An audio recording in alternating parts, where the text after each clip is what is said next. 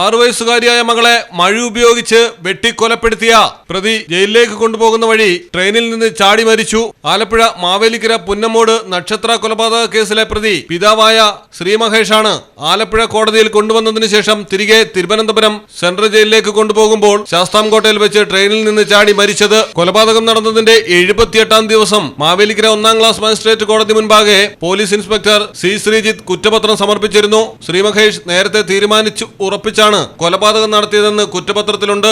നക്ഷത്രയുടെ അമ്മ വിദ്യ 1.5 വർഷം മുൻപ് ജീവനൊടുക്കിയിരുന്നു. ഭാര്യയുടെ മരണശേഷം പുനർവിവാഹത്തിന് ശ്രീമഹേഷ് ശ്രമിച്ചെങ്കിലും നടന്നില്ല. മകൾ ഉള്ളതിനാലാണ് പുനർവിവാഹം നടക്കാത്തതെന്ന വിരോധമാണ് കൊലപാതകത്തിലേക്ക് നയിച്ചതെന്നാണ് കുറ്റപത്രത്തിൽ ചൂണ്ടിക്കാട്ടിയിരുന്നത്. ഇക്കഴിഞ്ഞ ജൂൺ 7-ന് രാത്രി 7:30-ഓടെയായിരുന്നു പ്രതി കൊലപാതകം നടത്തിയത്. മകളെ കൊലപ്പെടുത്തിയ ശേഷം സ്വന്തം അമ്മയെയും പ്രതി വെട്ടിപ്പരിക്കേൽപ്പിച്ചിരുന്നു. മലയാളം ടെലിവിഷൻ, ആലപ്പുഴ. നാട്ടിലെവിടെയാ? വയനാട്ടില്. നാട്ടിലെവിടെയാ? ഞാൻ കോഴിക്കോട്. നാട്ടിലെവിടെയാ? ഞാൻ ആലപ്പുഴ. നാട്ടിലെവിടെയാ? ഞാനോ? ഞാൻ കണ്ണൂരാ. നാട്ടിലെവിടെയാ? എന്റെ വീട് പാലക്കാട്.